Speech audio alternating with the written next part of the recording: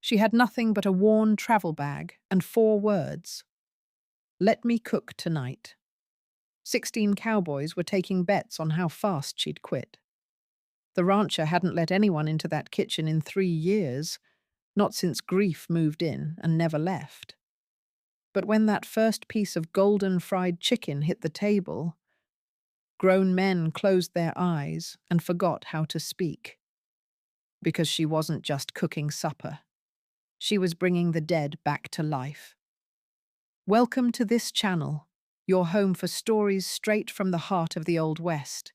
Cowboys with unbreakable loyalty. Love that survives the hardest winters. The fierce bond between a mother and her child. And the quiet, powerful kindness that lives in ordinary people doing extraordinary things. What this story teaches us, the most powerful thing one person can offer another, isn't money or rescue. It's simply showing up, rolling up your sleeves, and refusing to quit. If that first bite hooked you, hit like. Drop a comment telling me where you're watching from. Share this with someone who loves a real story, and subscribe so you never miss what comes next. Now, let us get back to that kitchen where one meal was about to change everything. Clara had certainly been in worse kitchens, but it was a close call. The whole ranch house cookstove smelled of pure defeat. It was a mix of burnt coffee, old lard, and something else she could not quite put her finger on. But she knew it was the smell of men who had stopped hoping for anything better. A crust of old flour covered just about every surface. The stove looked like it had not seen a good cleaning since before the war. A row of pots hung from hooks, their handles being slowly eaten away by rust. She placed her small traveling bag on the one clean spot she could find and immediately rolled up her sleeves. A voice drifted from the doorframe. "Ma'am, if I were you, I would not even touch that sink." It came from a young cowboy leaning there, barely 20 years old, with eyes that had seen too much sun and not nearly enough kindness. Both of his shirt elbows were patched up. "What is your name?" Clara asked, her eyes still fixed on the counter she was scrubbing. "Tommy Birch, ma'am." "Well, Tommy Birch, you can either help me or you can get out of my way." He did not budge. "The boss said you have got 3 hours. The boys are already making fun of you. Let them laugh." Clara located a bucket, worked the pump handle to test it, and began hauling water. "I have been laughed at before." Tommy shifted his feet. "Do you really think you can cook something in this hellhole that will make Ethan Calloway decide you can stay?" She finally turned and looked right at him. "I am not trying to stay. I am trying to pay what I owe." "For what? For pulling you out from under a wagon?" "No. For remembering I was worth pulling out." That quieted him down right away. Clara had arrived at Red Hollow 3 hours after noon, tracking the quiet cowboy who had saved her life just outside of Wichita Falls during a dust storm that had turned the day black as night. She had been riding with a merchant wagon, not really headed anywhere special, when the wind hit them like a fist from God. The wagon flipped over. The driver took off running. She was pinned underneath a wheel, her lungs filling with dirt, when a pair of strong hands lifted the weight right off her chest. By the time she could catch her breath, the man was already on his horse and riding away. The merchant told her later, "That was Ethan Calloway. He owns the Red Hollow Ranch about 40 miles north of here. He lost his wife about 3 years ago. Does not talk much. He sure does not stick around for a thank you." Clara then spent the next week asking about him in every little town between Wichita Falls and the Red River. The stories were all the same. Calloway was a hard man, but he was fair. The ranch was not doing well. No cook ever stayed longer than a week. The whole place had a shadow hanging over it, almost like a curse. She was not worried about curses. She was worried about debts. When she finally walked up to the ranch house, splattered with mud and bone-tired, Ethan had been mending a fence post. He had looked at her, trying to place where he might have seen her before. "You pulled me from under a wagon," she had said, 5 nights ago, during the storm outside Wichita Falls. He slammed the hammer against the post 2 more times. "That was you. I came to repay you. I do not need repaying, I do." It was then that he truly looked at her, really saw her. His eyes were the color of a winter sky right before it snows. They were hard and far away. You got money? No. Then you have got nothing I need. Clara pulled her shoulders back. I can cook. Let me make one meal for you tonight. If your men do not eat it, I will be gone before the sun comes up. But I pay my debts, Mr. Calloway, one way or another. He just studied her for a long minute, and she saw something flicker deep in his eyes. It was not hope, not really, but maybe it was curiosity about what kind of fool would travel for 5 days just to cook a meal for a bunch of strangers. 3 hours, he finally said. Supper is at 6 o'clock. If the boys spit it out, you are gone. And now, she stood in the wreck of his kitchen while Tommy Birch stared at her like she had just grown a pair of wings. Are you really going to cook in here? Tommy asked. I'm going to clean first, and then I'm going to cook. Are you planning to help me or just stand there passing judgment? He pushed himself off the doorframe. What do you need? Hot water. A whole lot of it. And go find me the oldest cowboy on this ranch. I need someone who remembers what used to be stocked in this kitchen before everything went downhill. Tommy broke into a grin. That would be Charlie Moss. He has been here since before Ethan's daddy passed away. Get him. While Tommy took off running, Clara sized up her battlefield. She had 3 hours to pull off a miracle using ingredients she had not even located yet, with tools that looked like they might give her tetanus. Most women would have turned around and walked right out. But Clara Whitmore had not walked out on very much in her 31 years, and she was not about to start now. She went for the stove first, scraping. Years of grease built up into a bucket. Her hands started to burn, but she did not stop. Charlie Moss showed up, smelling of horses and chewing tobacco, and squinted at her like he was seeing a ghost. Tommy says you need to know the old inventory, he said, his voice sounding like gravel rattling in a tin can. I need to know what is here, what is still good to eat, and what has been forgotten. Charlie rubbed his beard. Well, now, there are some dried peaches up in the attic. Mrs. Calloway, the first Mrs. Calloway, that is Ethan's mama, she used to keep them stored up there. They are probably still good if the mice have not gotten to them. What else? The root cellar has got potatoes, carrots, and onions, assuming they have not all rotted. The smokehouse has got some beef bones. The boys these days do not bother with bones. They just want the meat. The flour bin is fresh. We got a new sack last week. There is buttermilk in the cold box, but it has probably gone sour. Clara wiped a line of sweat from her forehead. That buttermilk better not be sour. I need it. Charlie's eyes narrowed just a bit. Are you making fried chicken? Only if I can get this stove hot enough and find some oil that has not gone bad. Something in the old cowboy's face seemed to change. We have not had proper fried chicken since... His voice just trailed off. Since when? Since Ethan's wife passed away. She used to make it for us on Sundays. The whole ranch would smell like heaven itself. Clara looked him square in the eye. Then let us make it smell like heaven again. Charlie left and returned with another ranch hand. This one was a younger man from Mexico, with careful hands and watchful eyes. This here is Miguel. He is the best hand we have got when it comes to a fire. He will keep your stove burning just right. Miguel gave a single nod. Senora, Clara. Just call me Clara. In less than 30 minutes, the kitchen was buzzing with activity. Miguel managed to get the stove roaring back to life. Tommy hauled buckets of water until his shirt was soaked clean through. Charlie came down from the attic holding 2 jars of dried peaches, dusty but still sealed. Another cowboy, who did not bother to give his name, brought up a load of vegetables from the root cellar. Clara worked like a woman on a mission. She checked the buttermilk. It was still good. She set it aside with some cracked black pepper and salt for the chicken to soak in. She sifted through the flour, found a bag of cornmeal, and started mixing up a batter for skillet cornbread. She sent Tommy to the smokehouse for every last beef bone he could find. And do not you come back unless you bring at least a dozen of them. Are we fixing to feed an army? Tommy asked. No, we are going to feed hungry men. There is a big difference. While the bones were in the oven roasting to bring out their flavor, Clara chopped potatoes and carrots with a knife she had to sharpen on her own. The sound of the blade sliding against the whetstone was like music. Her hands fell into rhythms they remembered from a dozen other kitchens, a dozen other lives she had lived before this one. She did not bother to tell these cowboys that she had cooked in logging camps and mining towns, or that she had fed railroad crews and ranchers all the way from Montana down to Mexico.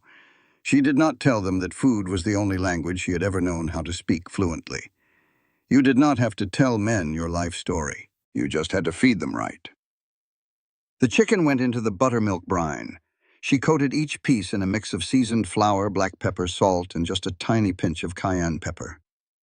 The fat in the skillet sizzled loud when the first piece hit the hot pan, and a smell rolled through that kitchen like a long-lost promise. Charlie stopped right in the doorway and just took a deep breath. "Lord Almighty," he whispered. Miguel quietly made the sign of the cross. Tommy just stood there, completely mesmerized. "It smells like... I do not even know what that smells like." "It smells like someone gives a damn," Clara said, turning the chicken with a pair of tongs she had found buried under a pile of old rags. "Now get out of my kitchen before you all drip sweat in my supper." They scattered like quail. She worked by herself then, which is how she liked it best. The cornbread went into a heavy cast-iron skillet, the batter making little bubbles around the edges where it touched the hot pan. The beef bones were simmering away in a pot big enough to bathe a small child, slowly giving up all the good they had left inside. She added onions, carrots, potatoes, salt, and pepper, and a bay leaf she found in a jar that had been forgotten on a high shelf.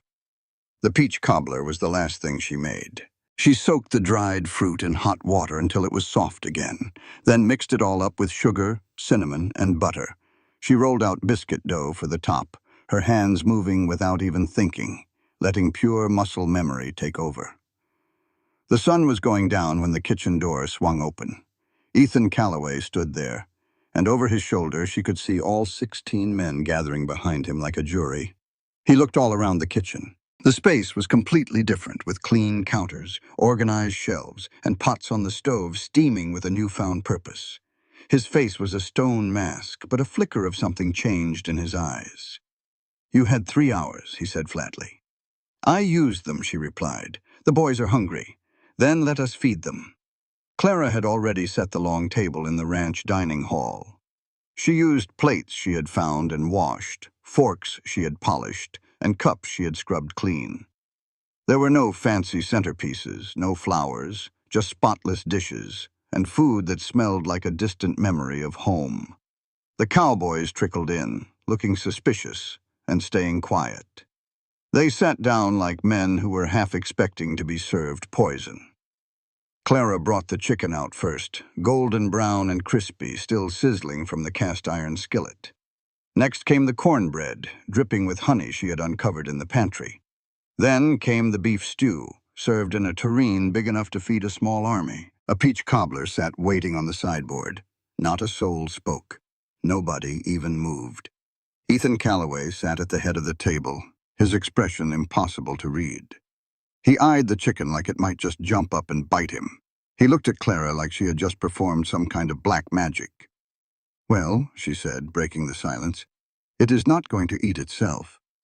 Charlie Moss was the first to reach, his hand shaking just a little. He took a piece of chicken, bit into it, and his eyes fell shut. "Sweet Lord," he whispered. That one comment broke the dam. 16 grown men descended on that food like they had been starved for a month. The chicken vanished from the platter. The cornbread disappeared in huge handfuls. The stew pot emptied out so fast, Clara barely had time to bring the refill from the kitchen. All the while, Ethan had not so much as touched his plate. Clara walked over and stood right beside his chair. "You said if the men did not like it, I would have to leave." Well, he finally picked up his fork and cut into a piece of chicken. The crispy skin crackled under the pressure. The meat inside was perfectly white and tender, steam rising from it. He took a single bite. The room fell silent again, every man holding his breath.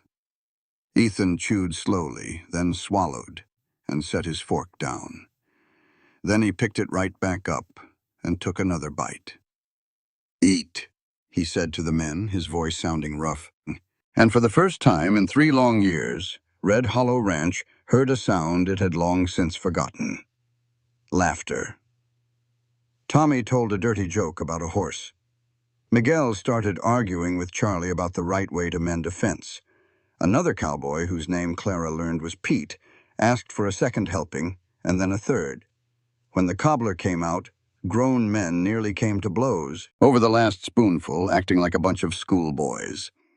Clara stood in the kitchen doorway and just watched. This right here was the reason she cooked. It was not about the food itself, but for this exact moment, the moment when folks remembered they were more than just empty stomachs that needed filling. When a dinner table became a place to gather instead of just a feeding trough. When a house finally started to feel like a home again, Ethan found her standing there after all the men had gone, their bellies full and their spirits finally lifted. "You can stay," he said, plain and simple. Clara just shook her head. "I said one meal. I said I would pay my debt. Now it is paid. I will be leaving in the morning." He stepped a little closer, and she could smell the scent of horse and leather, and something else entirely. It was a deep sadness that seemed to have soaked right into his skin, like old aftershave. "What if I were to offer you a job? I am not looking for work. What are you looking for, then?" She looked him square in the eye. Those winter sky eyes that held far too much grief and not nearly enough hope. "I'm looking for the next place that needs me. That is all I have ever looked for. This place needs you. For how long? A week? Maybe 2? I have seen this show before, Mr. Calloway. Men get all excited about good food, then they get comfortable, then they get demanding, and then they get mean. I have been run off of more ranches than you have got cattle. Not this one. You do not know that. I know those men have not laughed like that in 3 years. I know Charlie Moss just told me he would up and quit if you left. I know 16 hardened ranch hands just ate a peach cobbler and asked for the recipe like they were planning to write a letter home to their mothers." He took a breath. "And I know I just tasted something that reminded me I am still alive." A lump formed in Clara's throat. "That is just food. It is not magic." "Maybe not," he said, "but it is something, and something is a whole lot more than we have had around here." She wanted to argue with him. She wanted to tell him she had heard all these promises before from ranch owners and camp bosses and wagon masters. They all swore she was indispensable right up until the very moment they decided she was not.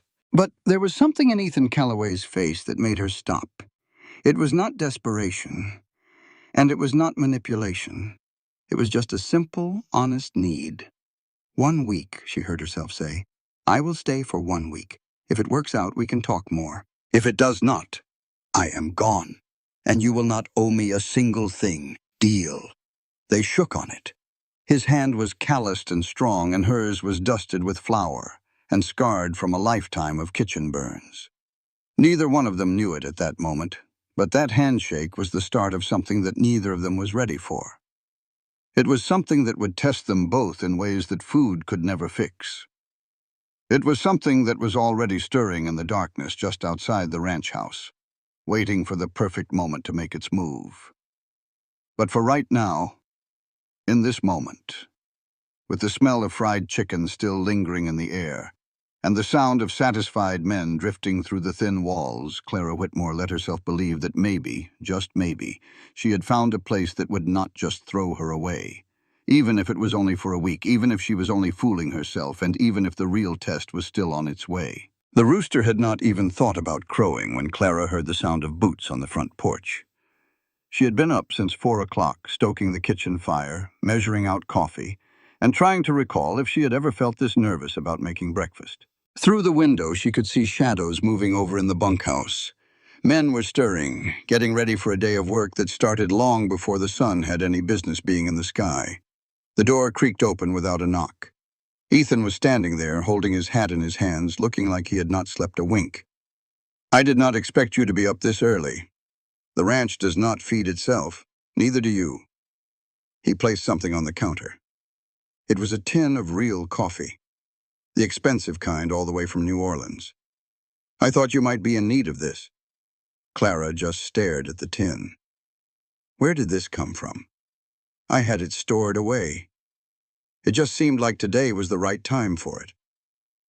Are you hiding anything else I should know about?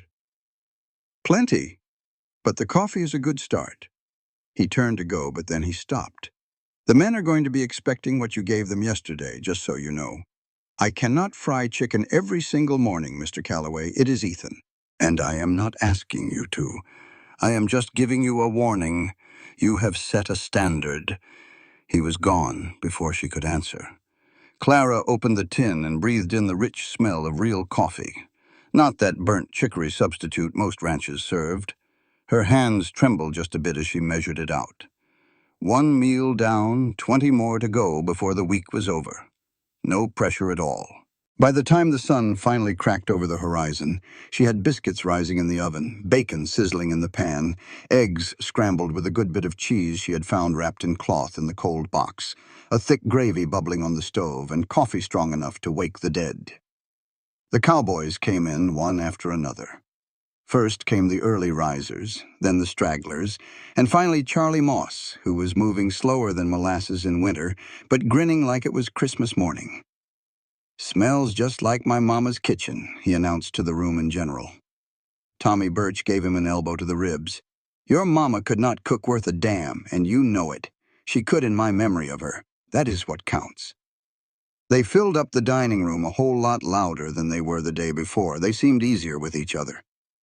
Clara brought out the platters and watched them dig in with the kind of single-minded focus that men usually reserve for things they are afraid might disappear. Miguel caught her eye from across the room and gave a single nod.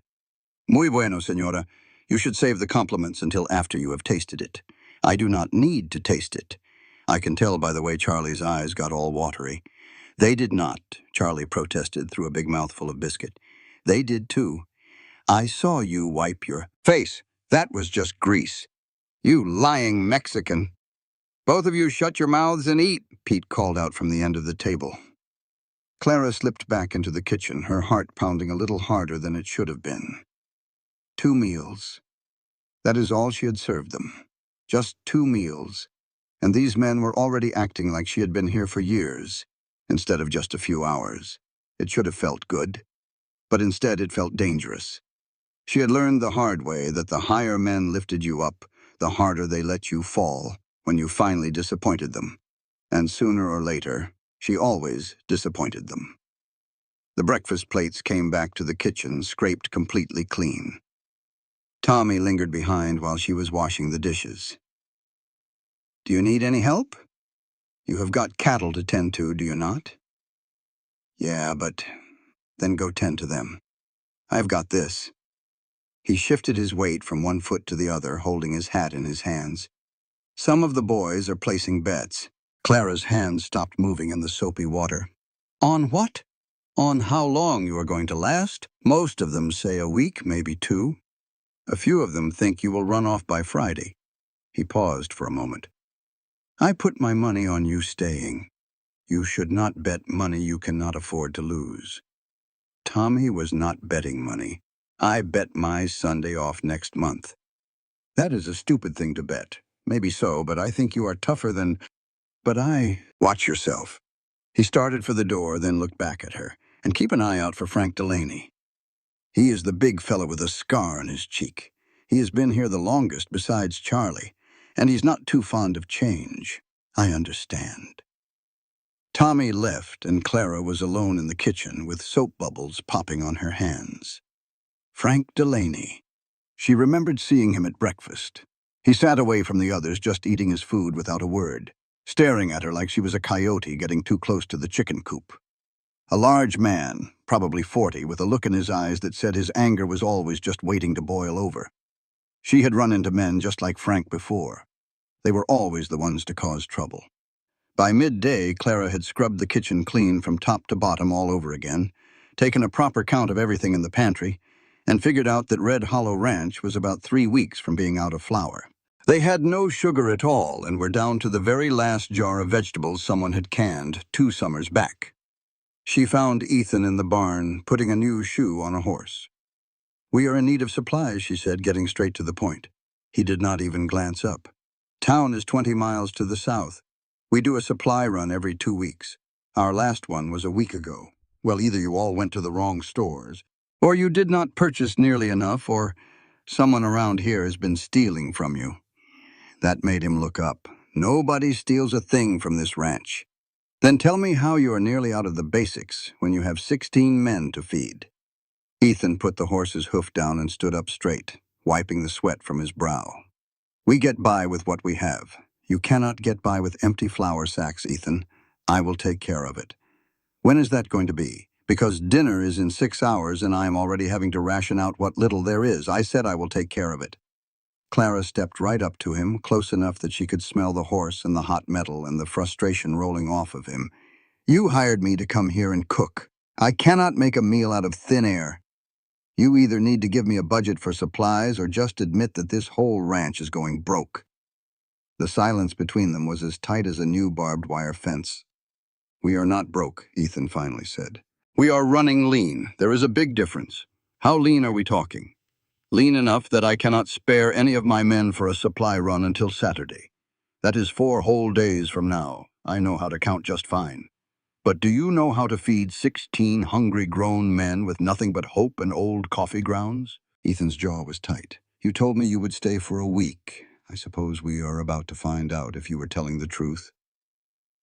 He went right back to the horse, acting like she was not even there. Clara wanted to keep arguing to tell him she could not work miracles, that a person needs ingredients to cook, and that his stubborn pride was going to leave all his men with empty bellies.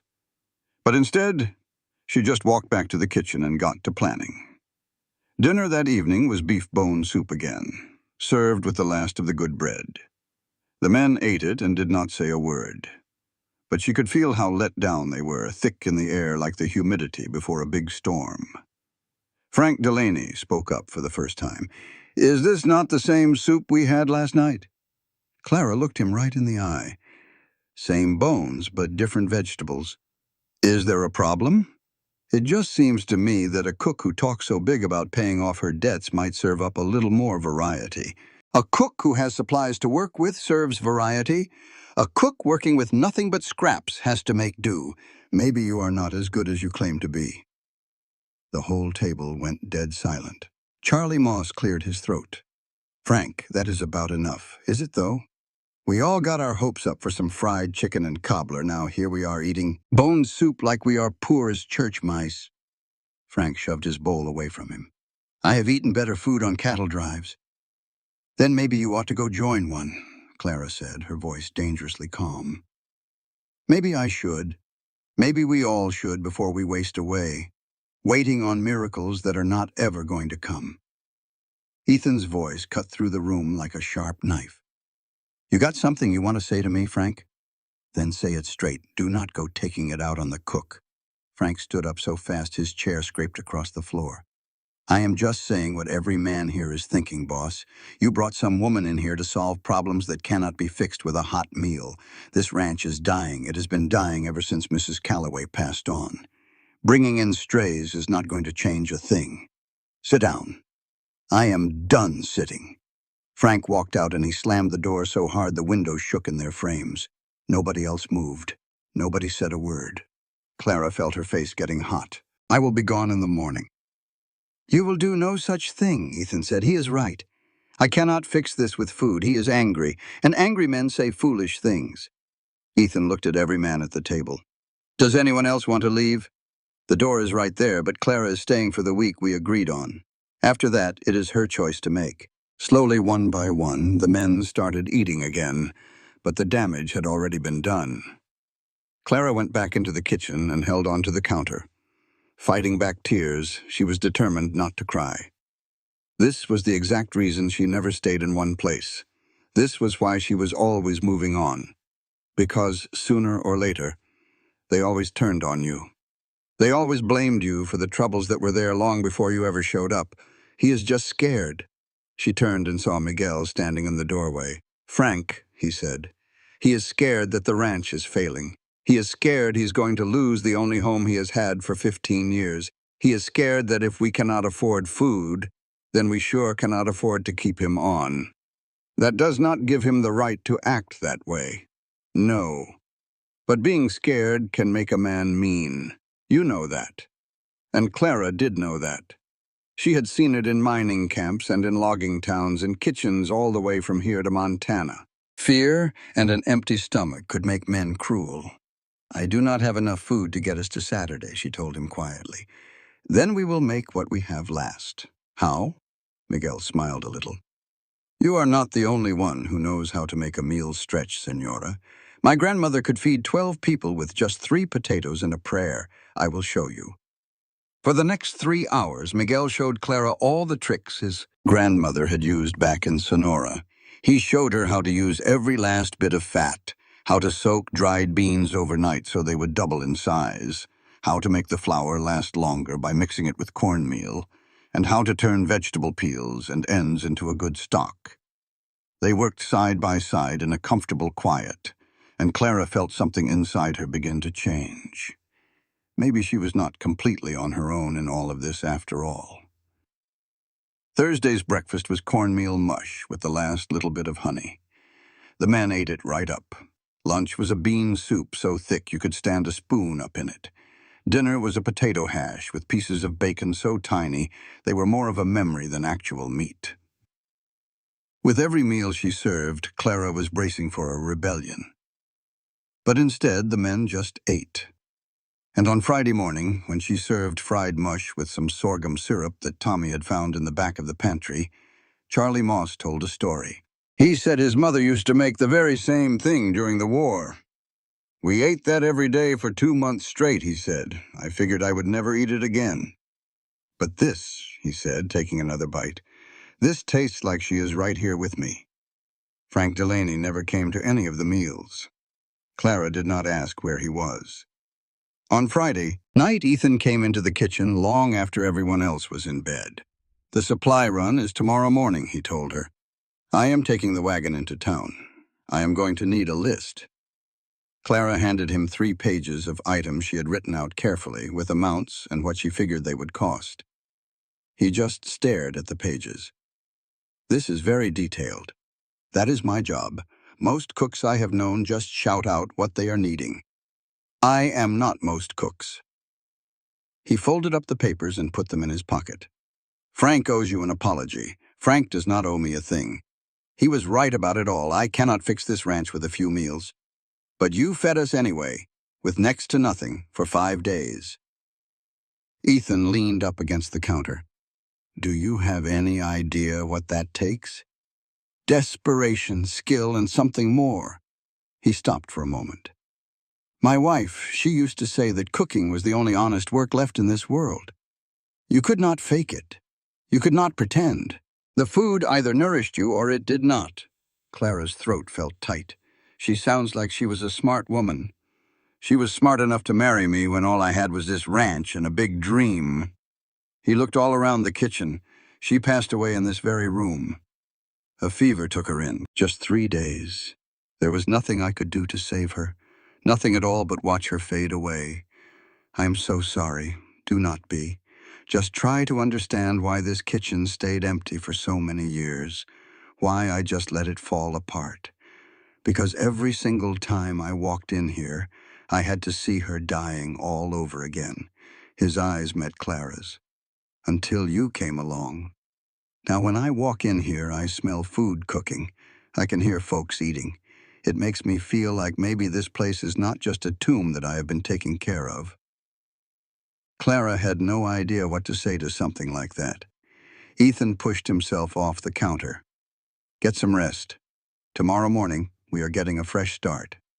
He left, and Clara stood alone in the kitchen that had belonged to a woman who was gone, feeling the pressure of hopes she had never wanted. She had promised herself she would stay for 1 week. That week was just about over, and she did not have a clue what was supposed to happen next. Saturday morning came in cold and sharp, the kind of cold that tells you bad weather is on its way. Ethan hitched up the wagon before the sun was even up, and Clara watched him from the kitchen window, loading it with empty sacks and cash boxes. Tommy came up beside her. "The boss is taking Frank along with him. Why would he do that? Because Frank needs to see for himself just how bad things are, how much we are spending just to stay afloat." Tommy's voice got real low. "This ranch is in trouble, Clara. I mean real trouble. Ethan will not come right out and say it, but every man here knows this could be our last season if things do not get better." A knot formed in Clara's stomach. Last season? The prices for cattle have dropped. The feed costs a fortune.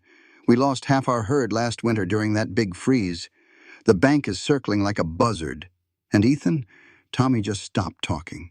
What about Ethan? He is too proud to ever ask for help. He is too stubborn to sell this place. And he is too loyal to let any of us go, even when he cannot rightly afford to keep us. Tommy looked right at her. You staying here might be the only good thing that has happened to this ranch in 3 years. Do not let it go to waste. He was gone before she could say anything back. Clara spent that morning getting ready for them to come back, cleaning and organizing and planning out meals that would make the new supplies last as long as they possibly could. She was up to her elbows in sourdough starter when Charlie Moss came bursting through the door. "There's a storm coming," he said out of breath, "a big one. The radio says it is going to hit us by nightfall, but it is only October. You can tell that to the sky." Clara looked out the window. The edge of the world had turned dark. Purple and black clouds were rolling in like an army on the march. "Where is Ethan?" "Still in town. He should be. Back by 3 o'clock. Charlie pulled out his pocket watch. "It is noon right now. If that storm hits early." He did not finish the sentence. He did not have to. By 2 o'clock, the temperature had dropped a full 20 degrees. By 2:30, the first snowflake began to fall. They were fat, wet, heavy flakes, the kind of snow that meant business. The cowboys all gathered in the dining room, watching the windows, watching the long road. 3 o'clock came and went. Still no wagon. 3:30. Miguel crossed himself and started whispering prayers in Spanish. 4 o'clock. The snow was falling so thick now that Clara could not even see the barn from the house. "They should have been back by now," Pete said, saying what every man in the room was thinking.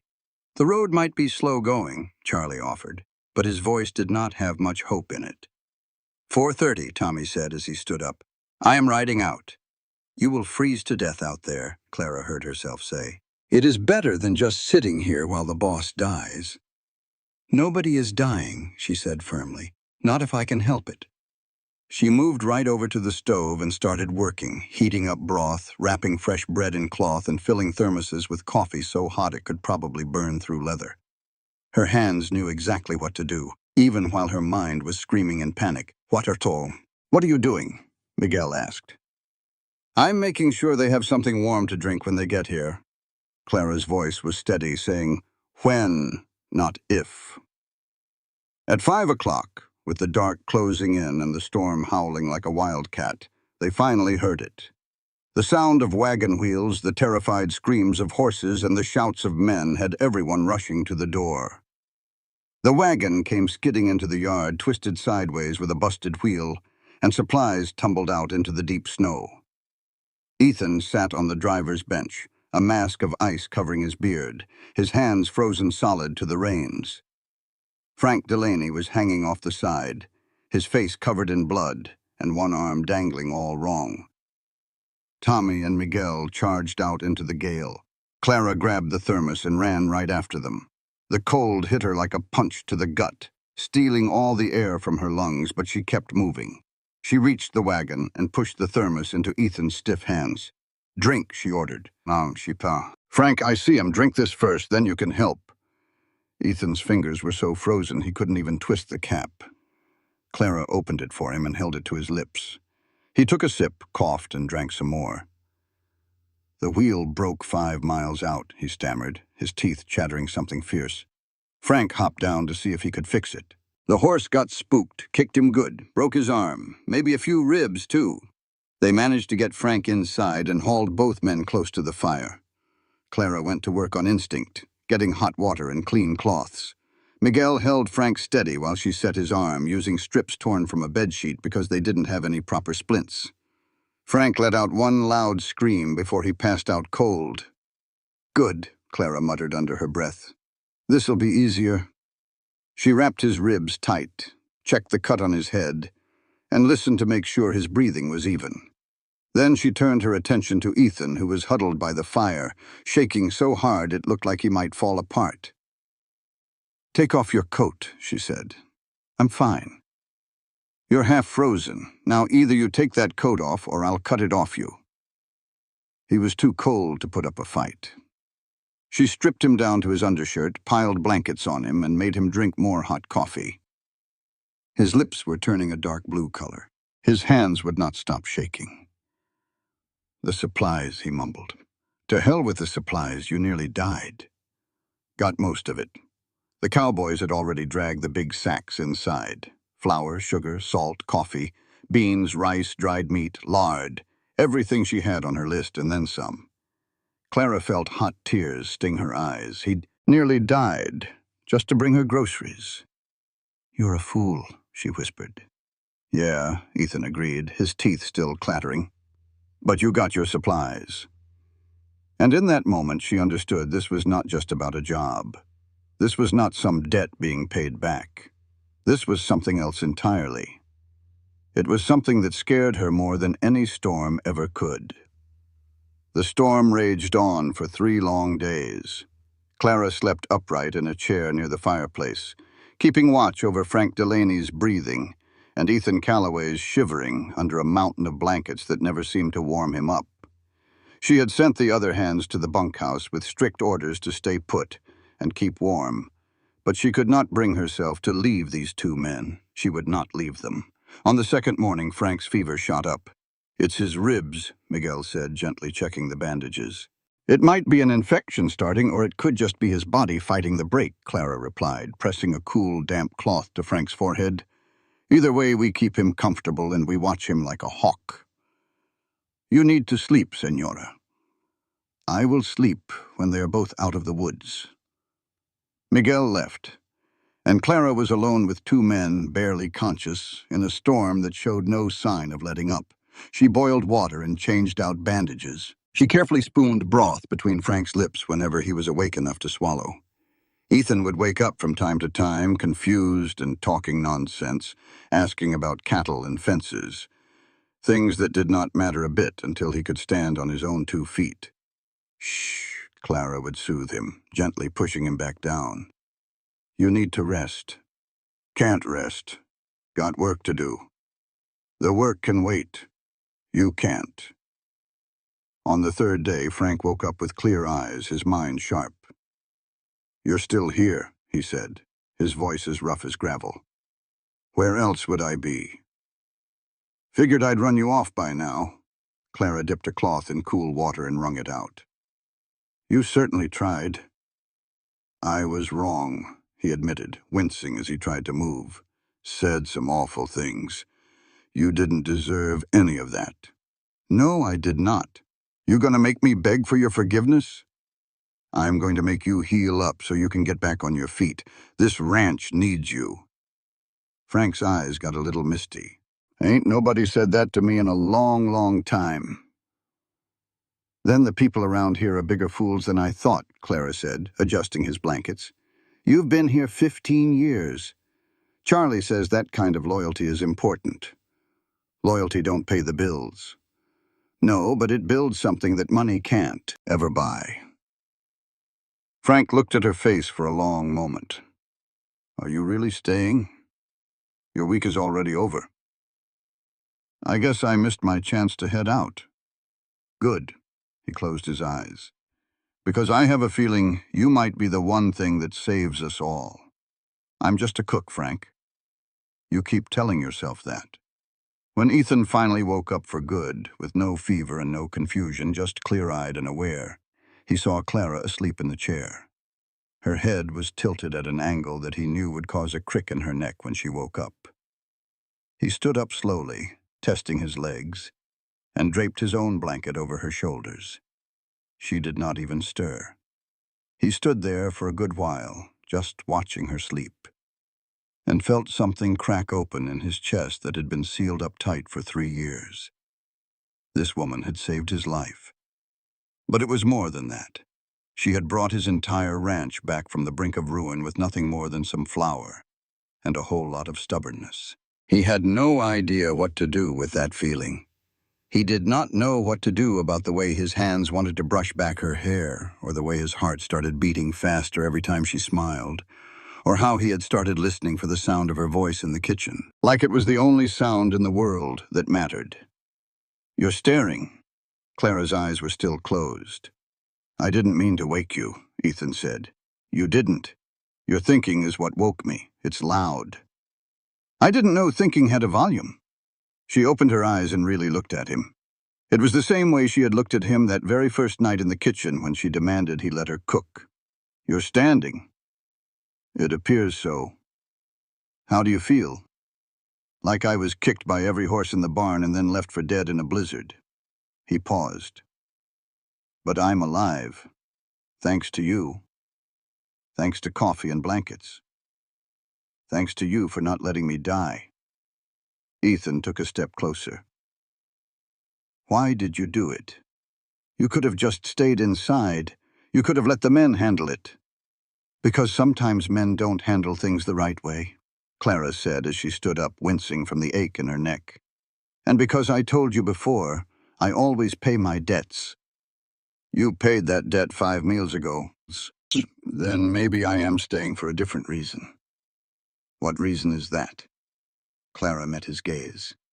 "I have not quite figured that out yet." The storm finally broke on the 4th day, leaving the ranch buried in snow clear up to the fence posts. The men got to work digging paths, to the barn, to the bunkhouse, and to the animals that had huddled close to survive. They had lost 3 calves. 2 horses were sick with a cough. The chicken coop had caved in under the weight of the ice, but all the men were alive. The supplies were safe, and Clara's kitchen was warm and smelled wonderful. She cooked non-stop in the days right after the storm. Hot meals to chase away the chill, sweet cakes to lift everyone's spirits, and hearty stews to build back their strength. The cowboys ate like they had been starving for years instead of just a few days. Frank Delaney was the last one to come back to the dinner table. He walked in slowly, his arm still in a sling and his ribs taped up tight. But he was walking on his own steam. The whole room went quiet when he came in. Frank stopped right in front of Clara. "I owe you an apology," he said, his voice loud enough for every man in the room to hear. "You already apologized." "I did that when I was half dead with a fever. I'm doing it again now that I have my wits about me." He took off his hat. "I was wrong about you. I was wrong about what you could do for this place. I was wrong for how I treated you, and I am truly sorry." Clara put down the big serving spoon she was holding. "I accept your apology, just like that. What are you after, Frank? My hide? I want you to believe me. And I want you to know that if any man on this spread shows you a lick of disrespect from this day on, he's got to come through me." The other cowboy fidgeted and gave a slow nod. Clara could feel a lump forming in her throat. "I surely do appreciate that. You do a sight more than just cook, ma'am. You're the glue that holds us all together. That's worth more than any gold." He took his seat and the dinner went on. But the air had changed. Something deep down had shifted. Later that night, Charlie Moss found Clara out on the porch, just watching the stars break through the clouds. "You handled that situation with Frank real good," he said, getting his pipe lit. "I didn't do a thing. You offered him forgiveness. Now that's a mighty big thing." Charlie blew a cloud of smoke into the chilly night air. "Do you have any idea why he was so fired up when you first arrived? Was it fear?" Miguel gave me the rundown. "Fear? Well, yeah, but it was bigger than that. Frank's wife left him the very same year Ethan lost his. Wasn't the same situation, of course. Frank's took off with a cattle buyer, but it's a loss all the same. When you came along, cooking the way Sarah Calloway always did, bringing some life back into this old place." His voice faded. "It just brought up everything he'd lost, and everything he knew he was never getting back." Clara let that sink in. "I had no idea. How could you have? Frank, he never speaks on it. None of us do. But this ranch isn't just failing because of money woes, Clara. It's failing because every soul here is carrying a heavy grief. Ethan's wife, Frank's busted marriage, Tommy's father who drank himself into an early grave. Miguel's folks are way down in Mexico. He can't scrape together the money to see them. Pete's dream of having his own land. Charlie turned his gaze on her. Even you're grieving something too, aren't you? Clara's hands tightened on the porch railing. What on earth makes you say a thing like that? Because folks who drift from one spot to the next are usually trying to outrun something they just can't face. I am not running. Are you sure about that? Clara gave him no answer. Charlie tapped his pipe on the railing, letting the embers fall. Whatever it is you're running from, it followed you right here. Sooner or later, you'll have to turn around and look it in the eye. The only question is if you'll do it by yourself or with people who've come to care about you. He left her standing there with nothing but the stars and the hard truth for company. The next morning, Ethan discovered her in the pantry, putting things in order. You need something? She asked, her back still to him. I need to talk to you about our finances. That made her spin around, her hands white with flour. What about them? The ranch's books. You have a right to know exactly where things stand. I am just the cook. You are a whole lot more than that, and we both know it. Ethan took an old ledger out of his coat. This whole operation is about 3 months away from going bankrupt. Maybe 4, if we can stretch every penny. The bank is demanding payment on a loan my father took out right before he passed. I have been keeping up with the interest, but now they want the whole amount. $15,000 by spring, or they foreclose on the land. A stone dropped in Clara's stomach. 15,000. I have about 3,000 of my own saved. The cattle sale will not cover it. The price of feed is just chewing us up. And now with all this storm damage, he snapped the ledger shut. I am telling you this because if you decide to stay, you ought to know what you are staying for. This whole place might be going under. Why not just sell? And to who? The ranch next door, they want the property, but they will offer me pennies on the dollar. It will not be enough to even clear the debt. I would lose the whole place and still be in the red. Ethan's jaw was tight. And I cannot do that to these men. Some of them have been on this ranch for 20 years. This is their home, just as much as it is mine. So what is your plan? I do not have one just yet. I am working on it. Clara dried her hands on her apron. Let me help you.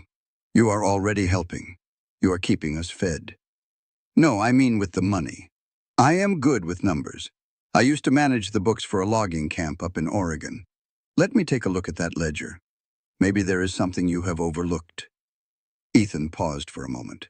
You do not have to do that. I know I do not have to. I want to. She held her hand out. Let me help you, Ethan. He passed her the ledger. Clara poured over 3 years of the ranch's finances for the next 2 days, and what she discovered made her feel sick to her stomach. You have been paying way too much for feed, she informed Ethan on the 3rd morning. This supplier is charging you twice what the going rate is. That is the only supplier for 50 miles. No, he is not. There is another one in Abilene that will deliver for half that price. I stumbled on their advertisement in an old newspaper I found in the pantry. Ethan just stared at the piece of paper. How in the world did I miss this?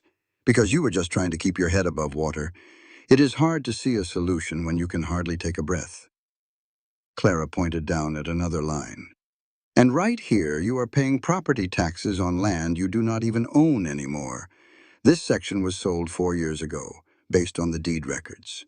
But you are still getting the bill for it. That is fraud by the county. That is money you are owed back. It might be $500. They spent the rest of the afternoon digging up mistakes, overcharges, and overlooked chances.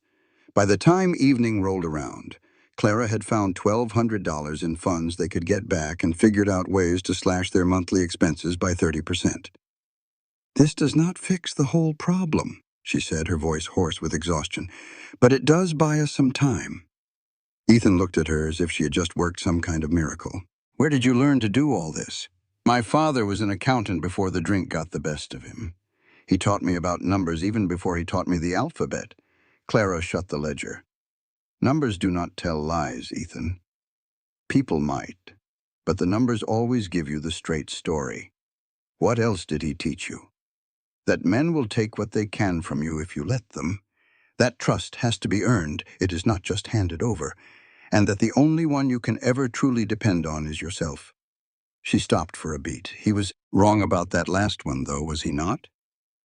Yeah, it seems that sometimes you can rely on some cowboys who place a bet on you and a stubborn rancher who almost gets himself killed to bring you flour. Ethan's hand reached across the table and covered hers. Clara's breathing hitched. "Thank you," he said, his voice low. "For what?" "For seeing the things I was blind to. For caring about a place that is not even yours. For staying put when you could have easily run." His thumb gently grazed her knuckles. "For making me recall what it feels like to have hope." Clara pulled her hand away, her heart hammering in her chest. "Ethan, I know you are not looking for anything like this. I am not either. But it is happening all the same. Nothing is happening." "Is it?" He got to his feet. "I find myself thinking about you when I am out mending fences, wondering what you might be cooking. I listen for the sound of your voice. I have not felt this way in 3 years, Clara. I have not wanted to. And yet, here we are." "Here we are," she repeated, unable to think of what else to say. "I am not asking for a single thing, and I am not expecting anything. I just felt you should know." He started for the door, but then he paused. "And Clara, whatever that thing is you are running from, Charlie is right. You are going to have to face it eventually. When that time comes, you will not have to do it by yourself." He was gone, and Clara sat there in the quiet kitchen, with only the ledgers and the truth as her company. She had come to Red Hollow to settle a debt, but somewhere on that journey, she had started to build something entirely different, something that terrified her more than going broke or getting caught in a blizzard or dealing with angry cowboys, something that felt an awful lot like a place to stay. The following Sunday, Clara woke up to a silent house and an empty kitchen. She dressed in a hurry, completely confused, and stepped outside to see all 16 cowboys standing in a group by the old chapel up on the hill. Ethan was at the front, holding his hat in his hands. Clara walked toward them slowly. "What is going on?" she asked Tommy. "The boss called a meeting, said it was important." Ethan held off until Clara was with them, and then he began to speak. "3 years ago, I lost my wife in that house right down there. I lost my faith inside this very chapel. I lost the heart to fight for much of anything besides just getting by." His voice carried on the cold air. "This ranch has been slowly dying ever since, not just because of money, though that is a piece of it, but because I plain gave up. I stopped being a leader, and I stopped caring about anything other than making it from one sunrise to the next." The men shuffled their feet, not used to this kind of raw honesty. Then a woman appeared with a single bag and a kind of grit I had not seen before. She made one single meal, and everything began to change. Not the ranch itself, but us. We changed. We started to laugh again, to share meals, to care about more than just the day's labor. Ethan looked right at Clara. She saved Frank's life, and she saved mine. She saved this whole ranch from going under by digging up money I never knew we had. And she did all of that while asking for nothing in return but a chance to repay a debt she had already settled. Clara could feel hot tears welling in her eyes.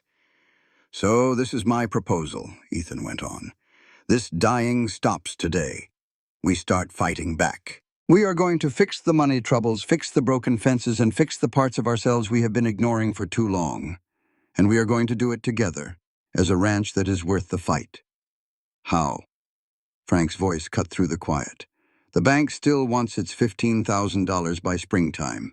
We will figure that out. But we will figure it out as a team. No more one man shouldering the entire burden. No more giving up." Ethan's voice grew stronger. "Red Hollow Ranch was built by my granddaddy with nothing more than a few head of cattle and a whole lot of hope. My own daddy kept this place alive through dry spells and hard times. And I'll be damned if I'm the Callaway who lets it all turn to dust." The men roared with him, yelling and clapping, swearing they'd stand by him. Clara just stood off to the side, watching it all, feeling like something inside her was breaking and being put back together at the very same time. Ethan found her after the crowd thinned out. "I didn't mean to put you in the middle of all that," he said. "You didn't? Sure felt like you did." Clara turned to look him square in the eye. "You really want to know what I'm running from?" "Only if you're wanting to tell me." "I had a little girl." The words just tumbled out before she could catch them. "She passed when she was 3. Took a fever just like your wife. I couldn't do a thing to save her. All I could do was just watch her slip away." Clara's voice cracked. "After she was gone, I couldn't put down roots anywhere. Couldn't build a single thing because everything I ever built just crumbled. Everyone I ever loved was gone. So I just kept moving, kept cooking, kept paying on debts that weren't even mine, because that was a whole lot easier than admitting I was just running from the hurt." Ethan didn't say a word, didn't offer up any of those empty comforts. He just pulled her into a hug and let her cry right there against his chest until there were no more tears left to cry. "I'm so sorry," she finally whispered into his shirt.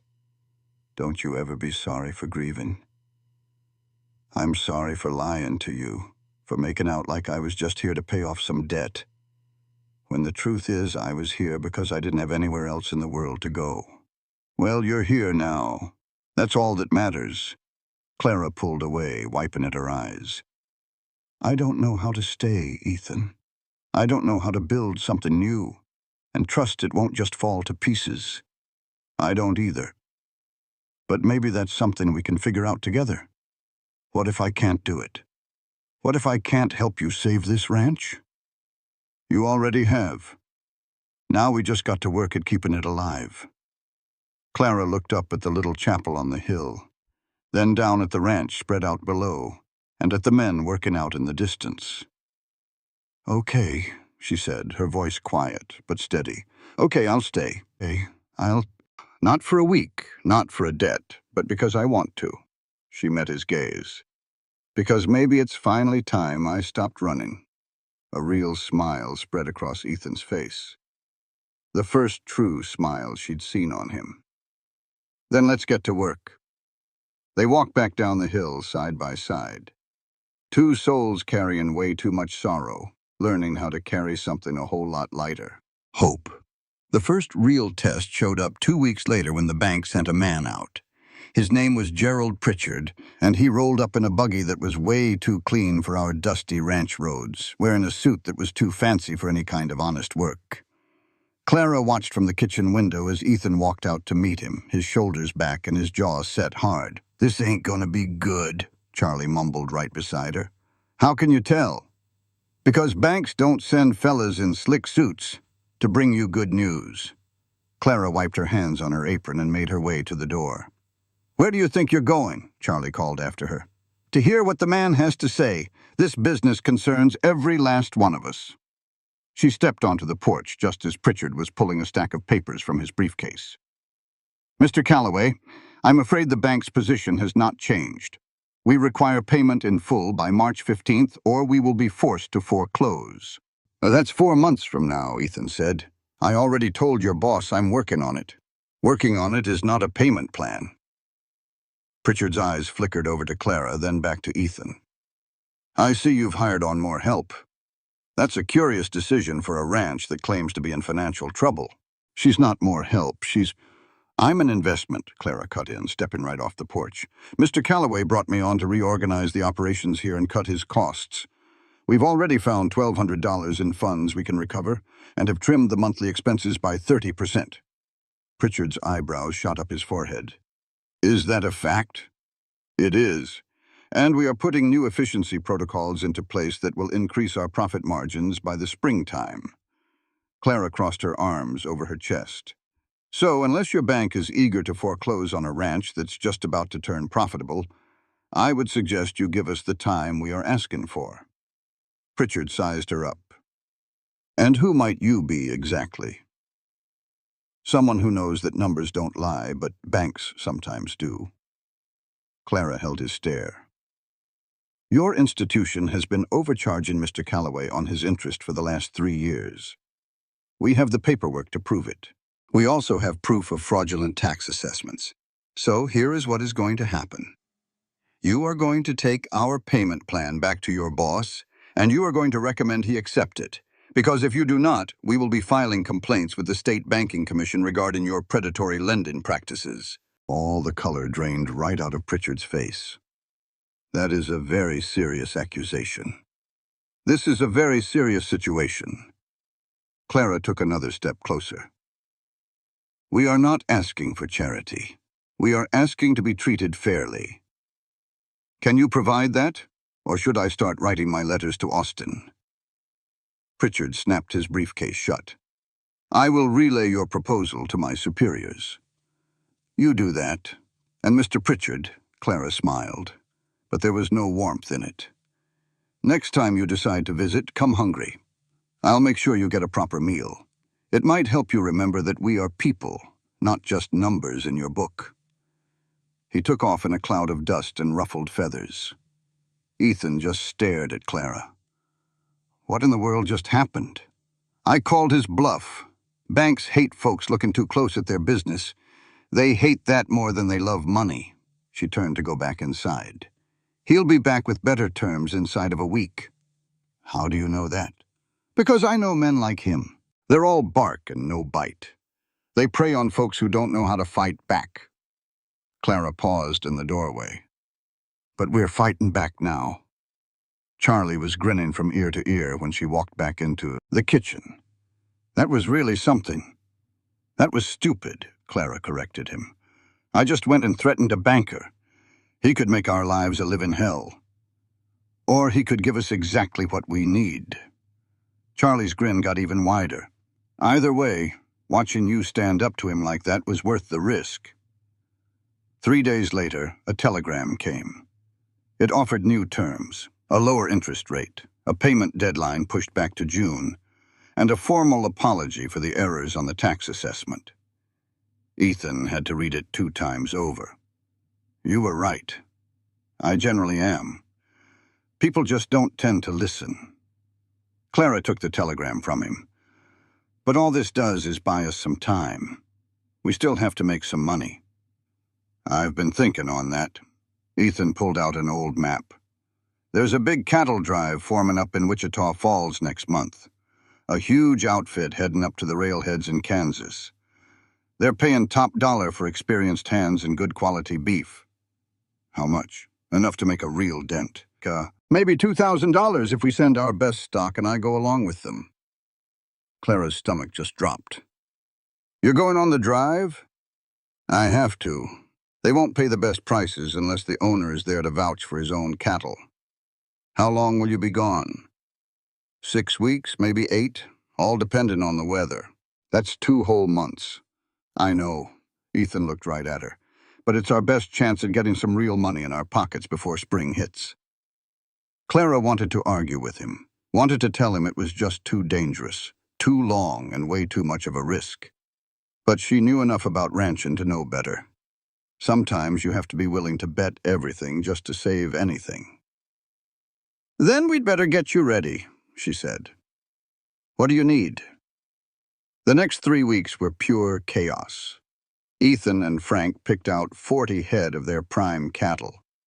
Miguel and Pete worked on mending saddles and all the tack. Tommy and the younger hands spent their days practicing their roping and branding. Clara cooked up meals big enough to put some weight on men who would be living on nothing but jerky and hard biscuits for 2 months. She also made plans.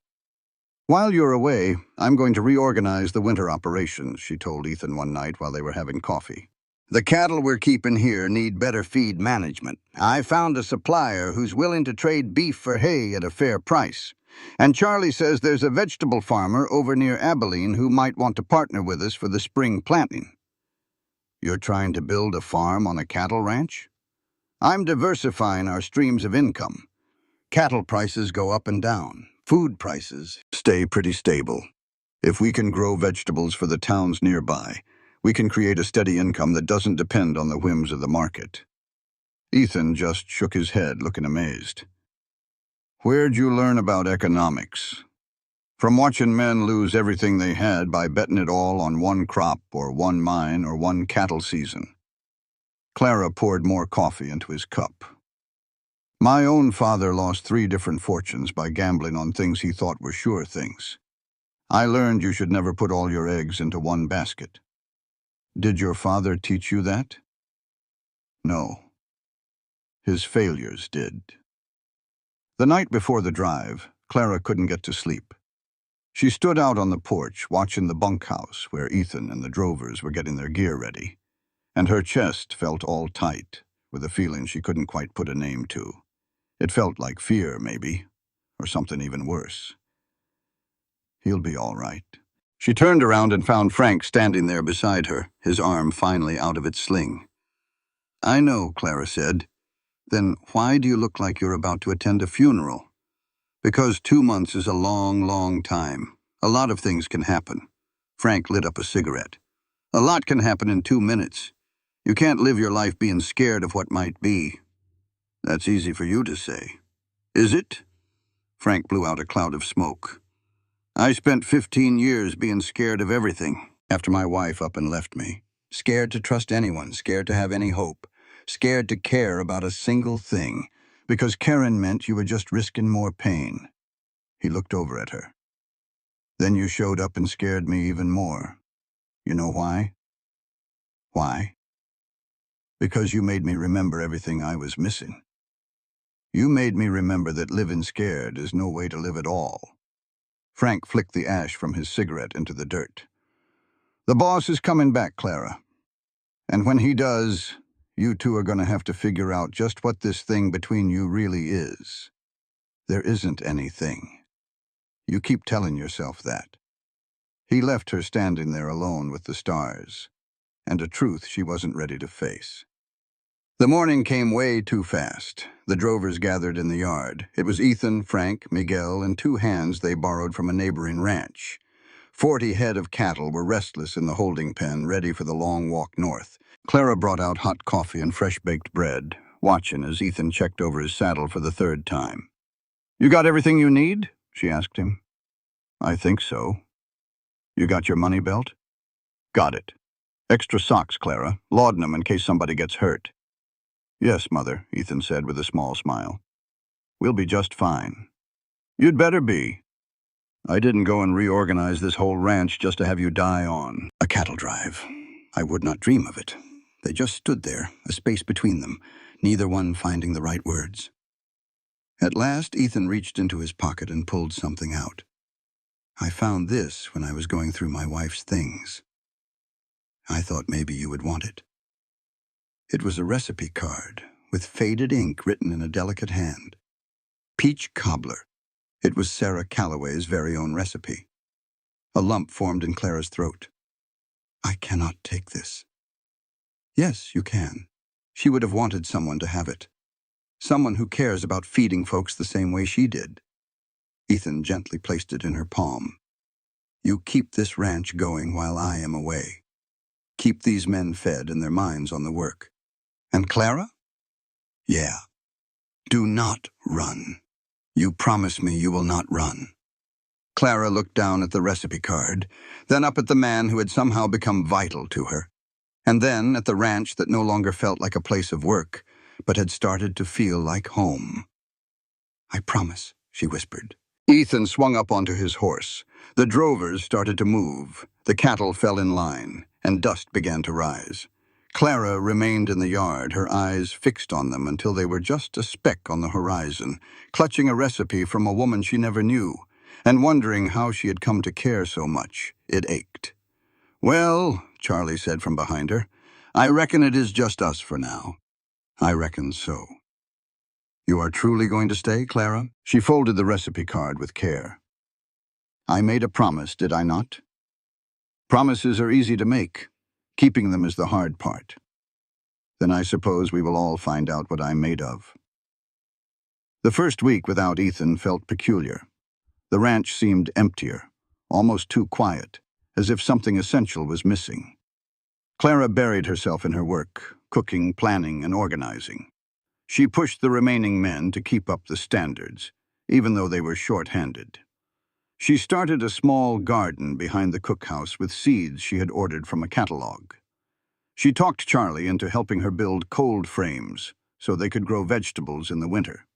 She even worked out a deal with a farmer in Abilene to trade some of their beef for seed stock and new equipment. The men watched her change with a feeling that was close to awe.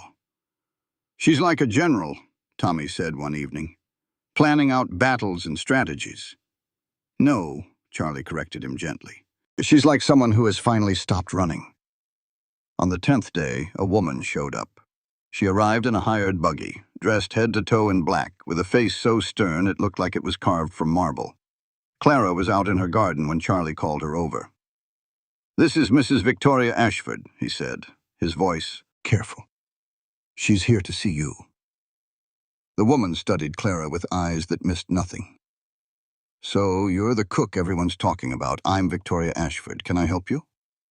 "Perhaps. I own the ranch adjacent to Red Hollow. 3,000 acres, twice the size of Callaway's spread." Victoria's smile didn't reach her eyes. "I'm here to make an offer."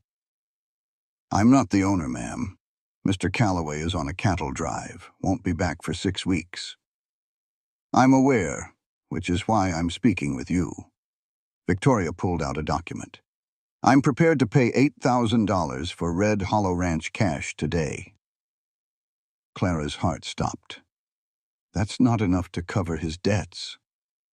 It's enough to walk away clean. The bank would accept a partial payment in exchange for releasing the lien. Mr. Callaway could start fresh somewhere else.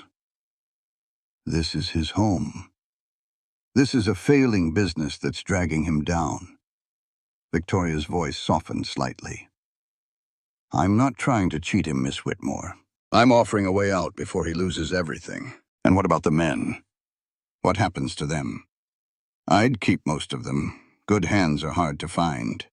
Clara looked at the document, at the number that represented everything Ethan had fought for, everything his family had built. $8,000. Not enough. Never enough. "I can't accept on his behalf," Clara said slowly. "But I'll make sure he gets your offer when he returns." "Don't wait too long. The offer expires in 30 days. Victoria climbed back into her buggy. "And, Miss Whitmore, whatever you think you're building here, it won't last. This ranch is dead. You're just too stubborn to see it." She left, and Clara stood holding an offer that could solve everything or destroy it all. That night she called a meeting. All the remaining hands gathered in the dining room. Charlie, Tommy, Pete, and 6 others. Clara laid out the situation plainly. The offer, the deadline, the choice. "We could tell Ethan to sell," she said. "Walk away, start over." "Or," Tommy asked, "or we prove Victoria Ashford wrong. We make this ranch profitable before Ethan gets back. Show him that staying is worth fighting for." Charlie leaned back. "How are we going to do that in 6 weeks? By working harder than we ever have. By implementing every efficiency we discussed. By getting that vegetable partnership running and bringing in cash before spring." Clara met each man's eyes. "By deciding that Red Hollow Ranch is worth saving." "I'm in," Tommy said immediately. "Me too," Pete added. One by one, the men agreed. Charlie was last. "You know this might not work." "I know." "You know Ethan might come back and decide to sell anyway." "I know that too." "Then why fight?" Clara thought about the recipe card in her pocket, about Ethan's eyes when he'd made her promise not to run, about the way this place had become home when she wasn't looking. Because some things are worth fighting for, even when you're scared, even when the odds are bad, even when it'd be easier to quit. She stood. "So, we fight. And we don't stop until we've won or there's nothing left to fight for."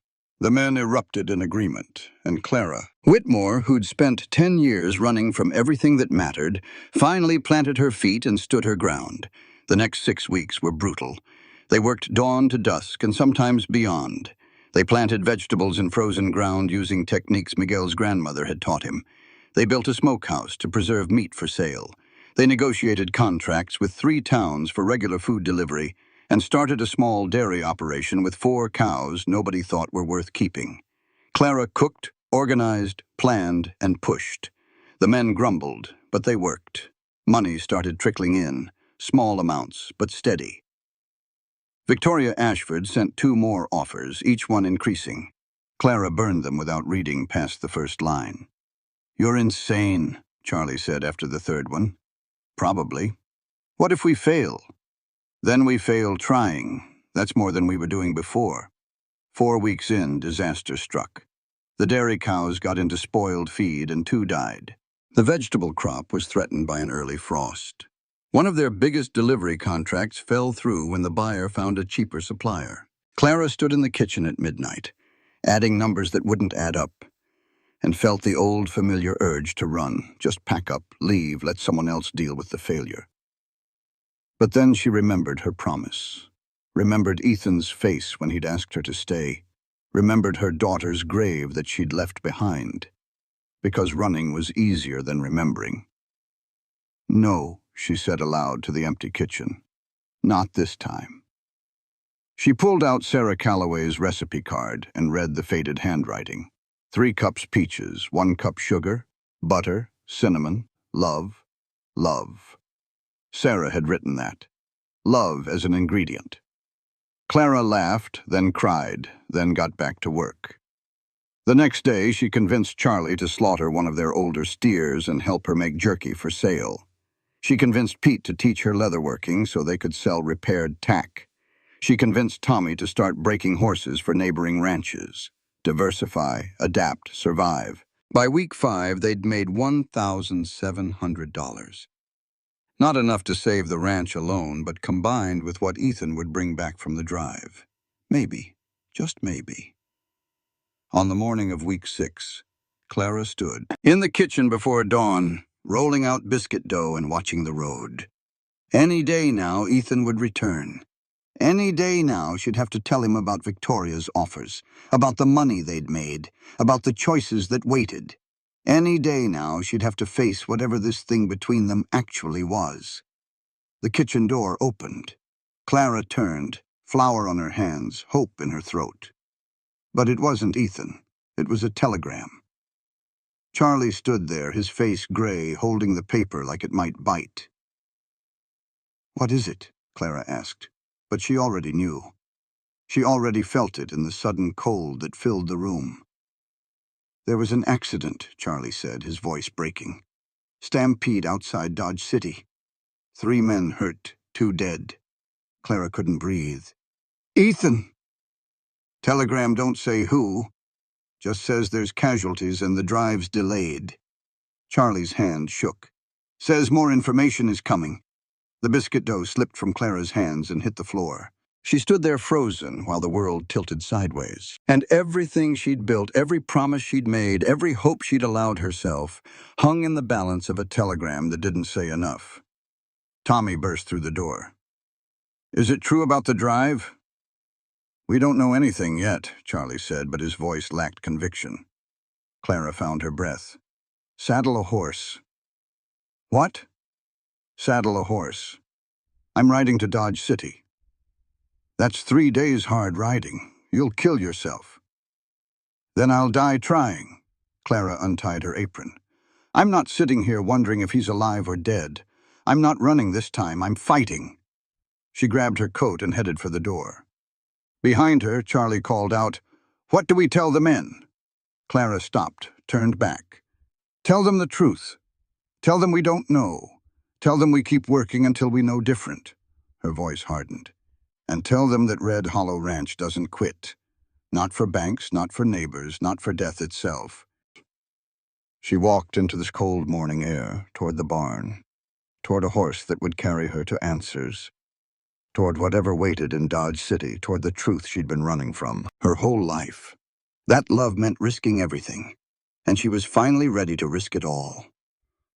Clara rode for 3 days without stopping except to rest the horse, and when she finally reached Dodge City, her hands were blistered and her eyes were burning from dust and exhaustion and fear. The stockyard sprawled before her like a small city. Pens full of cattle, drovers everywhere, the smell of animals and money mixing in the air. She dismounted on legs that barely held her and grabbed the first cowboy she saw. The stampede. Where are the survivors?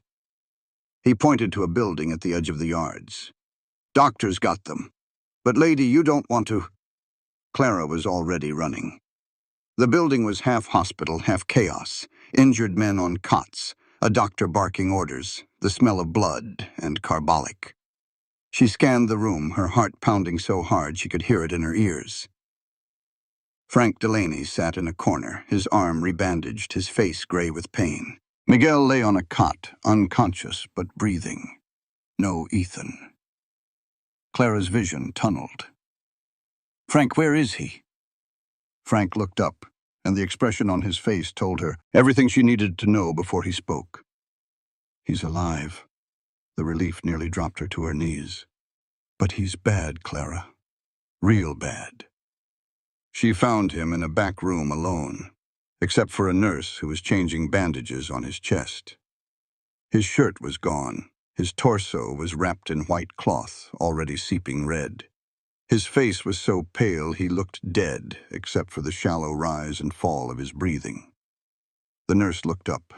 You family? Close enough. Clara moved to the bedside. What happened? Stampede. Spooked by lightning. Cattle ran over anything in their path. He was trying to turn them. Got his horse shot out from under him. Went down hard, took a hoof to the ribs. Maybe broke some. Trampled pretty bad. Lost a lot of blood before we got him here. Will he live? The nurse hesitated.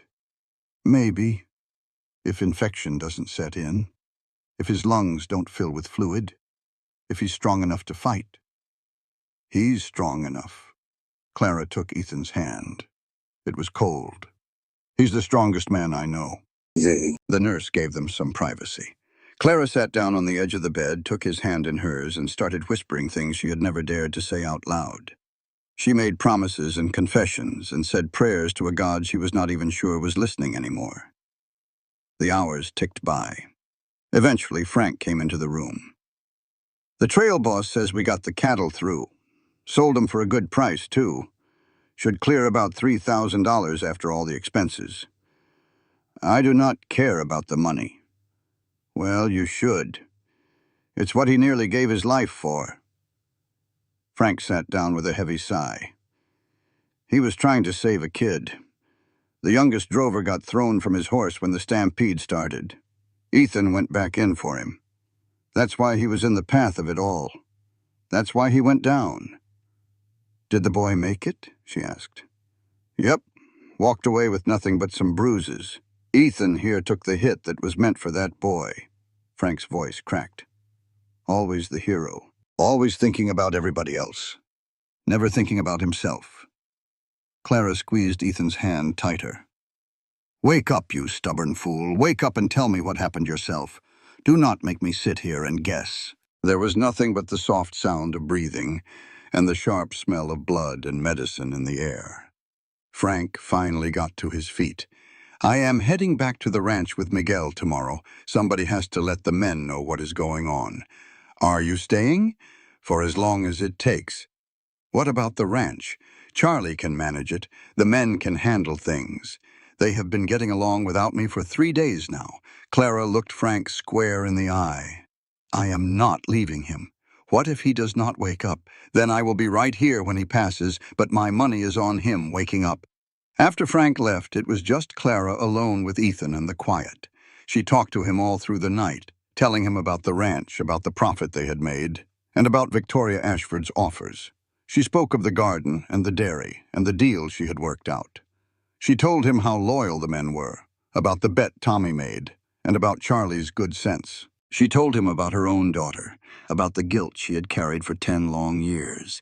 She confessed how she had blamed herself for not being able to save her baby girl, and how that blame made her run, because staying put meant facing the hard truth that some things are lost for good, no matter how hard you fight. But I am done running, she whispered close to his ear. Even if you do not pull through, even if I lose you too, I am staying put at Red Hollow. I am going to fight for that ranch because it is something worth fighting for, because those men are worth it, because you showed me that some things are more important than just shielding yourself from hurt. His hand twitched. Clara's breath hitched in her throat. Ethan. His eyes opened, slow and hazy, trying to make sense of the room. Clara, I am here. You rode all the way to Dodge City. A hard 3 days of riding. You nearly killed that horse and yourself. That was a stupid thing to do. Yeah, well, I learned from the best. She took his hand and pressed it to her cheek. How do you feel? Like I got run over by 40 head of cattle. That is because you did. Ethan tried to smile but winced from the pain. The kid, Tommy's cousin, is he alive? He is, thanks to you. The cattle sold for $3,000. That is good, it is not good enough. Not. It is not worth your life. Ethan's gaze finally focused on her face. You have been crying. No, your eyes are all red. That is just dust. Clara. Her resolve finally broke. Yes, I have been crying. I thought you were dead. I thought I had lost you before I had the chance to tell you. She trailed off. Tell me what? Clara looked at this man who had pulled her from a wrecked wagon, given her a second chance, and trusted her with his whole world, making her promise she would not run again. This man who almost died saving a boy he hardly knew. This stubborn, decent, unbelievably good man, who had somehow become the very reason she had finally stopped running. To tell you that I love you, she said, plain and simple. That I am so tired of pretending I do not. That I want to stay at Red Hollow, not because I owe you a single thing, but because I cannot imagine being anywhere else with anyone else. Ethan's eyes started to water. You love me? I love you, and it scares me to death, but I am done letting fear call the shots in my life. I love you too. I have since you threatened to cut my coat off me when I was about to freeze to death. Clara let out a laugh through her tears. That is when you knew. That is when I finally admitted it to myself. I have been falling for you since that first night you cooked supper. He gave her hand a squeeze. Do not leave. I am not leaving. Not now, not ever. You promise? I promise. They stayed just like that, with their hands clasped and their foreheads touching, just breathing together, until the doctor came in and ran Clara off so Ethan could get some real rest. His recovery took 2 whole weeks. 2 weeks of Clara staying in a boarding house down by the stockyards, visiting Ethan twice a day and watching him heal, slow and stubborn. Miguel got better quicker and was let go after a week. Frank's arm had to be reset, but it mended just fine. The money from the cattle drive was wired to the bank back in Red Hollow. Clara sent telegrams to Charlie, keeping him updated. Ethan alive, healing, coming home soon. Charlie sent telegrams right back. Ranch is running smooth. Money coming in steady. Victoria Ashford made another offer. The men said to tell that woman to go to hell. Clara could not help but smile when she read that one. On the 15th day, the doctor gave Ethan the all-clear to travel. Take it slow, he warned. Those ribs are not healed all the way. If you strain them, you will be right back in here, or worse, dead. Do you understand? Understood. I mean it, Calloway. Your woman here tells me you are a stubborn man. But even stubborn men can die if they are being foolish. Ethan looked over at Clara. My woman? Clara felt her face get hot. I might have introduced myself that way to the doctor. Good. Ethan stood up, real careful-like. Because that is what you are, if you will have me. I already told you I would. I mean for real, with vows and witnesses and all the things that make it official. Clara's heart just about stopped.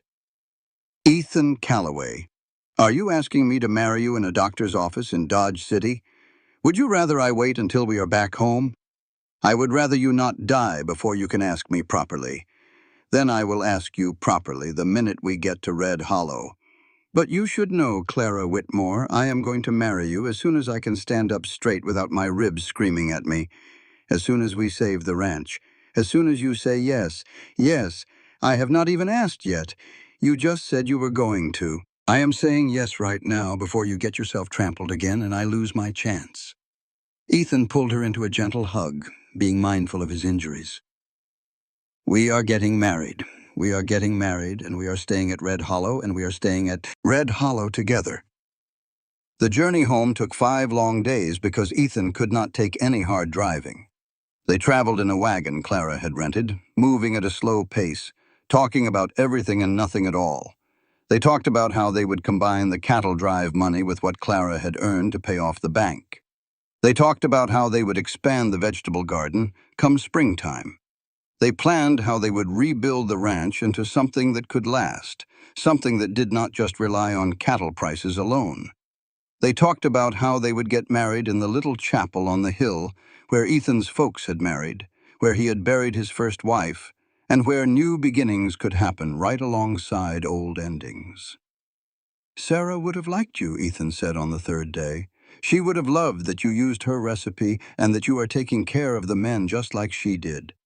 I am not trying to take her place.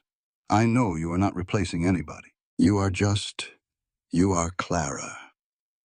And that is more than enough. When Red Hollow Ranch finally came into view on the afternoon of the 5th day, Clara started crying all over again. The place looked different. It was not just cleaner or more organized. It felt alive. There were cowboys out working in the fields, smoke curling up from the cookhouse, brand new fences and repaired buildings. There was even a garden that had somehow made it through the frost. And standing there in the yard waiting for them were all 16 men. Charlie, Tommy, Pete, Miguel, Frank, and even the hands they had borrowed who had stayed on to help. They all let out a cheer when the wagon pulled in. "The boss is home," Tommy hollered. And he brought Clara back with him, somebody else yelled out. Ethan climbed down slowly, wincing a little, and the men swarmed him. They were careful not to hurt him, but they were all eager to put a hand on him, just to make sure he was real and alive. Clara stood back and watched until Charlie pulled her into a rough hug. "You did good, girl. Real good. We all did good. Nah, you did good. We just did what you told us to." The celebration went on long into the night. Clara cooked. Of course she cooked. She whipped up a feast from the supplies she had left behind and the new stock the men had bought. There was fried chicken and cornbread, a big pot of stew, and a cobbler made from Sarah's recipe. The men ate like they had been starving for a month.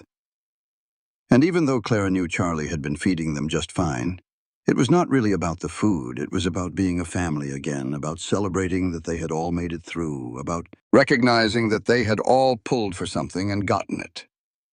After supper, Ethan pushed his chair back, getting to his feet real careful, and cleared his throat. "I have a few things to say." The whole room went still.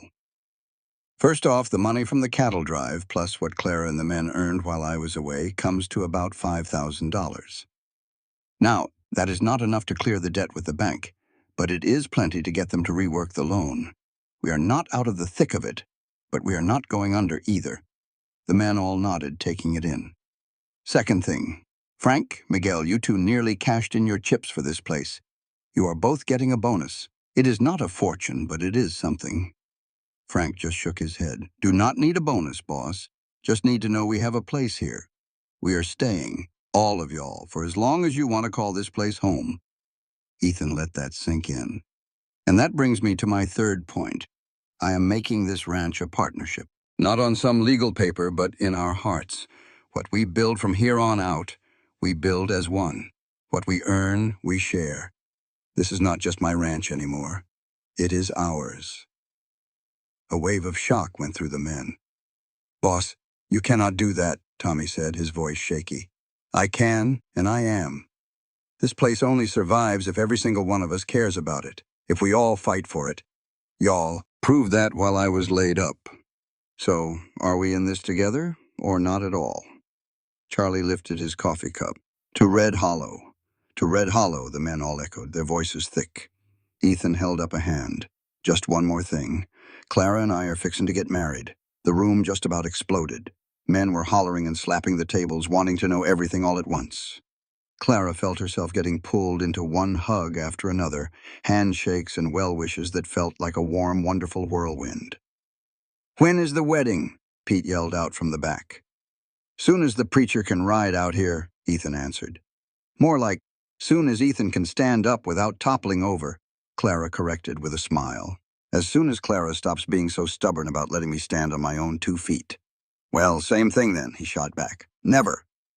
Laughter bounced off the dining room walls like a long-lost song. Later on, after the men had headed for the bunkhouse and the kitchen was put to rights and the fire was low, Clara and Ethan sat on the porch, just watching the stars come out.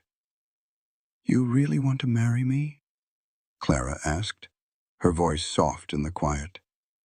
"More than I have wanted anything in a long, long time, even though I am a difficult woman. Especially because you are a difficult woman. Easy women are boring." Clara let out a laugh. "What about the ranch?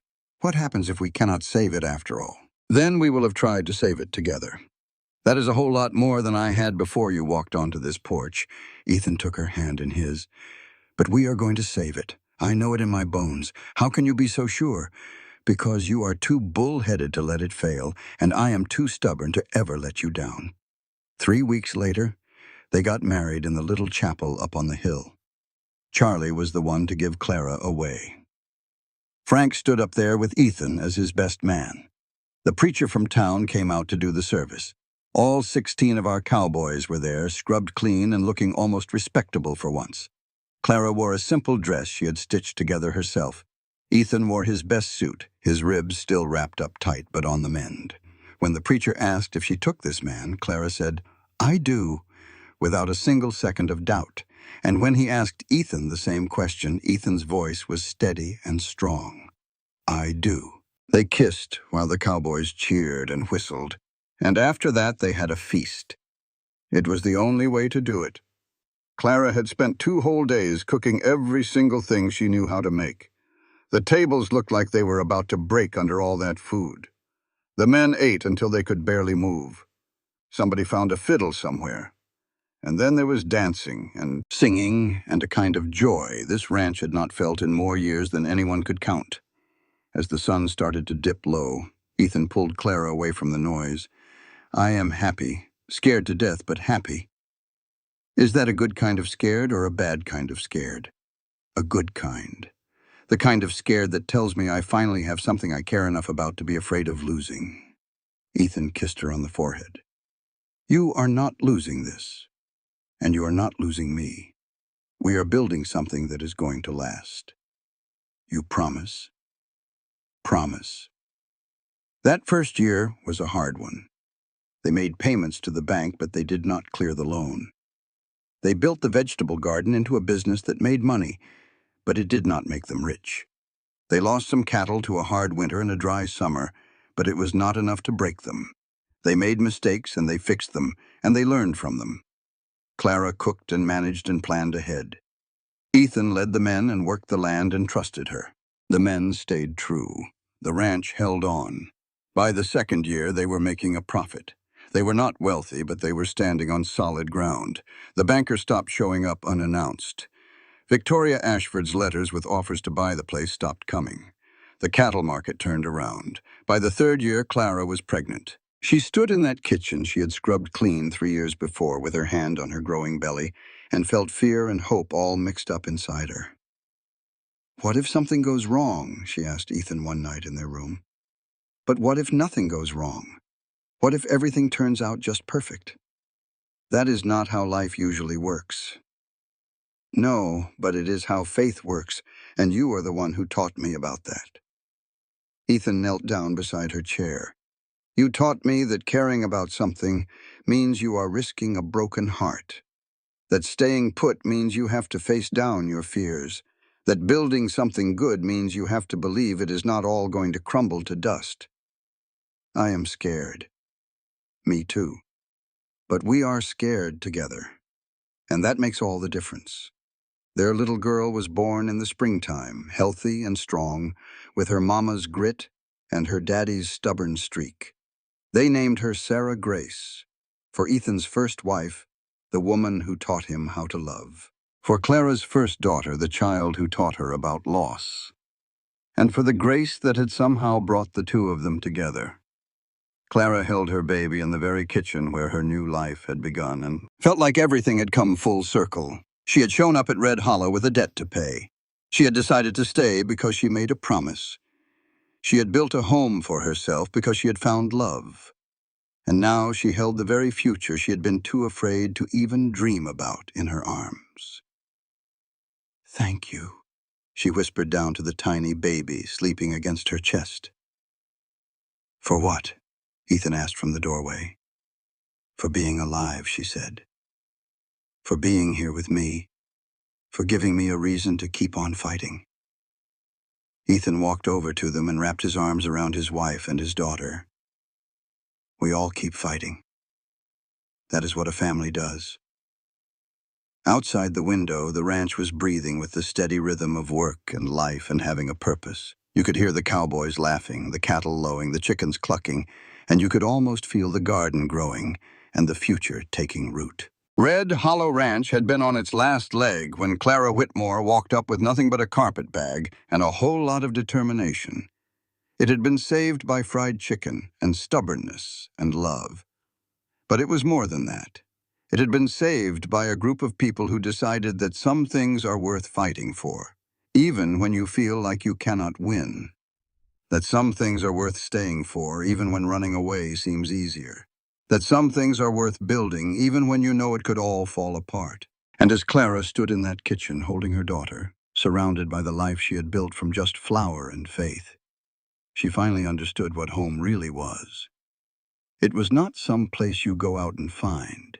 It was a place you fight for, a place you earn with your own two hands, a place you refuse to give up on, no matter how scared you get. And Red Hollow Ranch, with its brand new kitchen, its loyal crew, its bull-headed owner, and the cook who had finally learned how to stay put, was at long last, completely and truly, her home. This content was carefully researched, developed, and manually edited by our team to deliver meaningful stories with valuable life lessons. Every narrative is crafted to entertain, inspire, and empower our audience. We believe that great stories can change lives, and we are committed to bringing you content that matters. Thank you for being part of our community.